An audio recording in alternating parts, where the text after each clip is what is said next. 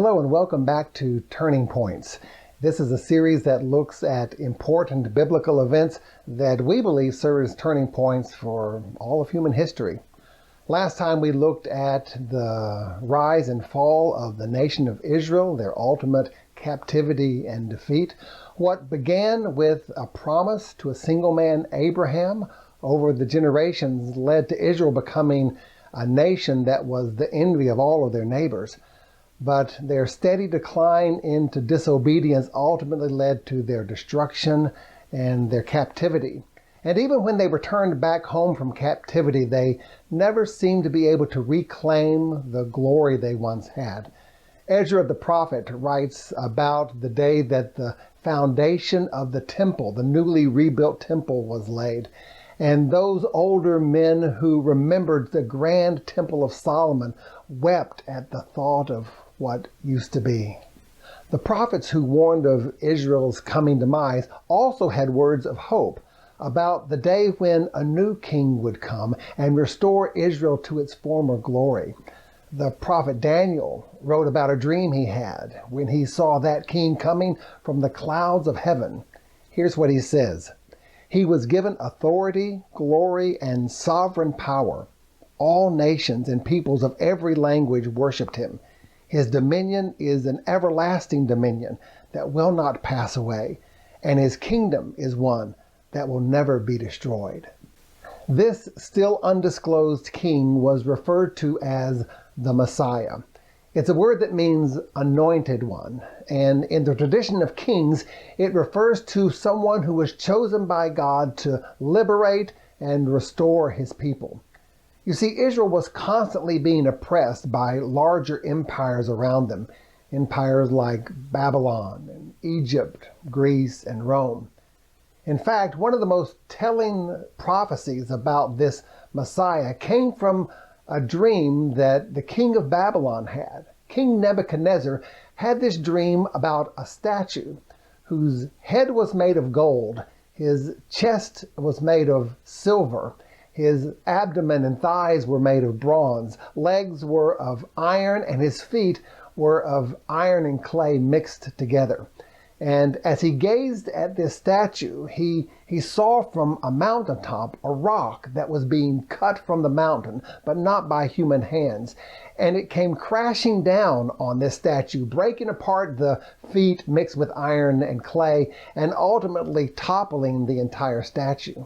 The prophet Daniel tells him that the dream is a message from God, and that the parts of the statue represent world empires. Daniel identifies the head of gold as the Babylonian Empire, but he doesn't really name the other empires that were to follow. But he does identify this crushing rock. Here's what he says. In the time of those kings, the God of heaven will set up a kingdom that will never be destroyed, nor will it be left to another people. It will crush all of those kingdoms and bring them to an end, but it itself will endure forever. And then he ends with this line.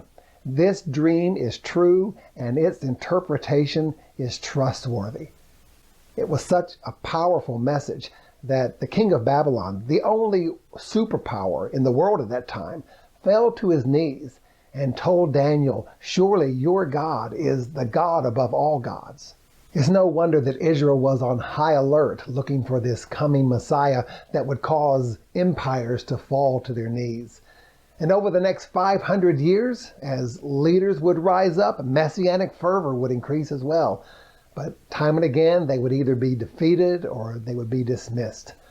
Religious leaders would pore over the words of the prophets, looking for any hints about the identity of this Messiah king. When was he going to be born? From what region would he come?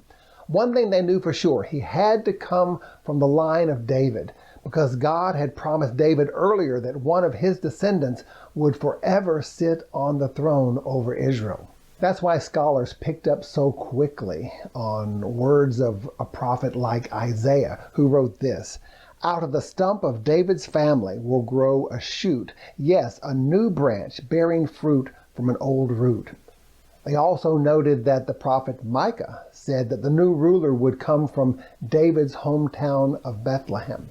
And there are many other prophecies in the Old Testament that hint at the identity of this coming Messiah, that he would be born to a virgin, that he would preach and teach around the region of Galilee, and that there would be a forerunner coming before him to prepare the people's hearts for his coming.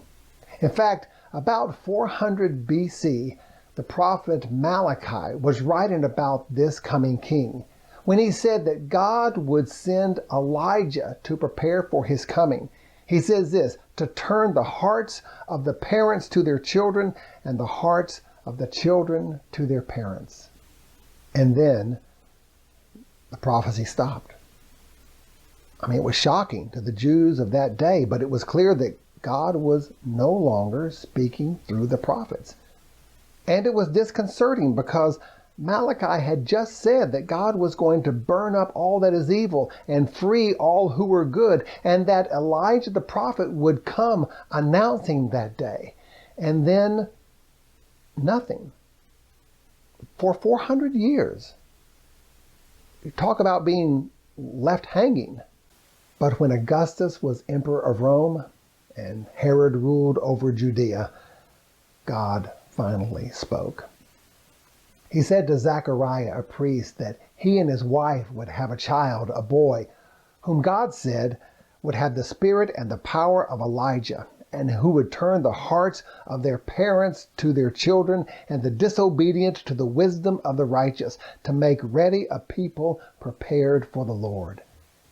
He also sent word to a young virgin girl in Nazareth named Mary, who was from the line of David, and told her that she too would have a son, and that he would be great and would be called the Son of the Most High. The Lord will give him the throne of his father David, and he will reign over Jacob's descendants forever. His kingdom will never end. He arranged for the emperor of Rome to call for a census that required Joseph and Mary to travel to Bethlehem, their ancestral home, while she was 9 months pregnant. And while they were there, Mary went into labor, and she had a child, a boy, from the line of David, whom they named Jesus, which means God saves. Angels rejoiced at this birth, appearing to shepherds outside the city of Bethlehem, and telling them, I bring you good news that will cause great joy for all the people. Today, in the town of David, a Savior has been born to you. He is the Messiah, the Lord. Even the heavens announced the coming of this king in the stars that led astrologers all the way from the east to travel to Jerusalem and then to Bethlehem to pay honor to this new king of Israel. But the birth of Jesus was not all rejoicing. King Herod, because he feared losing his throne, sent soldiers to Bethlehem to kill any infant boy that might be this promised king. And it turns out that that event was foretold 600 years earlier by the prophet Jeremiah, who wrote these words, A cry is heard in Ramah, deep anguish and bitter weeping, Rachel weeping for her children, refusing to be comforted, for her children are gone. So Joseph and Mary get up in the middle of the night and take their son and head out toward Egypt to protect him from this onslaught. And it turns out that even that event was foretold in the prophets by the prophet Hosea some 700 years earlier, when God spoke through him and said, Out of Egypt I will call my son. Other prophecies about this Savior King would talk about his rejection, his betrayal and suffering, and even his death. The most vivid portrait of that comes from the words of Isaiah the prophet, who wrote some 500 years before the coming of Jesus and passed on words like this. He was pierced for our transgressions. He was crushed for our iniquities. The punishment that brought us peace was on him, and by his wounds we are healed. The birth, life, and death of Jesus is not just the history of a rabbi born during the rule of Augustus Caesar. It is truly the turning point for all of human history. It is the event to which prophets pointed to centuries earlier. It's the longing of every Jewish boy and girl suffering under the oppression of empires. Its certainty was set into motion when Adam and Eve first tasted that forbidden fruit, and God promised Satan that one day one of their descendants would crush his head. It took on a greater sense of reality when David ruled, and God promised him that one of his descendants would forever sit on the throne over Israel. And it echoed through the dream of Nebuchadnezzar, who was told of a coming kingdom that would crush all other empires.